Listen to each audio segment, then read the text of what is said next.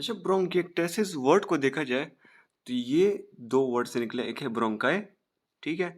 एक्टेसिस जो है means dilatation. तो इसमें जो है ब्रोंकाई की एबनॉर्मल डायलिटेशन हो जाती है, साथ ही साथ जो है ब्रोंकियल वॉल्स डैमेज हो जाती है, डिस्ट्रक्शन हो जाती है क्रोनिक इन्फ्लेमेशन की वजह से। इसके साथ साथ एयरवे कोलैप्स भी कर जाती है, और सिलिया जो इसमें होता है, जो कि म्यूकस की ड्रेनेज करने में हेल्प देती है, वो जो है उसकी भी लॉस या डिसफंक्शन हो जाती है। सही हो गया, जिसकी वजह से म्यूकस ड्रेन नहीं होगा और बहुत ज़्यादा स्पूटम क्रिएट होगा। तो ये ब्रोंकिएक्टेसिस है, ये ज़्यादातर किस वजह से कॉज होता है? सबसे ज़्यादा रिकरेंट इन्फेक्शंस की वजह से। सही हो गया। साथ ही साथ इसकी रीजंस क्या हो सकती है? एयरवे ऑब्स्ट्रक्शन हो सकती है रिकरेंट इन्फेक्शन की reason, immunodeficiency, allergic bronchopulmonary aspergillosis, mycobacterium, इसकी वजह से रिकरेंट इन्फेक्शंस हो सकते हैं। सिस्टिक फाइब्रोसिस जो है एक और मोस्ट कॉमन कॉज है ब्रोंकिएक्टेसिस की, ठीक है। अब ये इन्फेक्शन की वजह से इतना अब कॉमन नहीं है ये ब्रोंकिएक्टेसिस, क्यों? क्योंकि आजकल जो एंटीबायोटिक्स आई हुई है तो इन्फेक्शन को मार देती है, इस वजह से उसकी वजह से इतना कॉमन नहीं है। तो सिस्टिक फाइब्रोसिस अब ज़्यादा कॉमन है। सिलिया का डिस्काइनेजिया हो, बास सिंड्रोम जैसे कार्टाजेनस सिंड्रोम है, इसमें सिलिया जो होता है वो पहले से सही से काम नहीं कर रहा होता, तो उसमें ब्रोंकिएक्टेसिस हो सकता है। इसके अलावा ऑटो इम्यून कोई डिजीज़ हो, रिमेटॉइड आर्थराइटिस, एसएलई या क्रोन डिजीज़। इसके अलावा humoral immuno deficiency, abnormal lung defence, air obstruction. तो ये जो कॉजेज है, इसकी वजह से ब्रोंकिएक्टेसिस हो सकता है, जिसमें डायलिटेशन और साथ ही साथ airway collapse, inflammation, ciliary loss होता है। सही हो गया। इसके क्लिनिकल फीचर्स क्या होंगे, साइंस एंड सिम्टम्स क्या होंगे?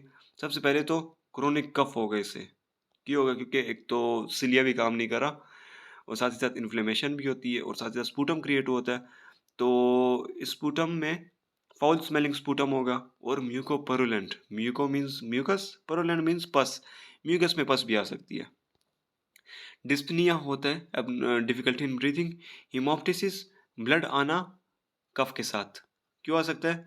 ब्रोंकियल वॉल डैमेज हुई होती है तो ब्लड वेसल्स रप्चर हो सकती है। सही हो गया। और साथ ही साथ रिकरेंट और परसिस्टेंट नमूनिया भी इन पेशेंट्स को हो सकता है। तो साइंस एंड सिम्टम्स ये है इसके। इसकी डायग्नोसिस कैसे की जाएगी? सबसे पहले सीटी स्कैन इसमें करते हैं।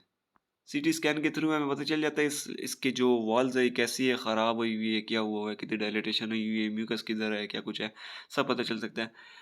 पल्मोनरी फंक्शन टेस्ट अगर करेंगे तो उसमें ऑब्स्ट्रक्टिव पैटर्न पता चलेगा, वो एफईवी रेशियो जो है वो कम नज़र आएगी। इसके अलावा चेस्ट एक्सरे जो है वो उसे पता चल सकता है, लेकिन वो इतना स्पेसिफिक नहीं है।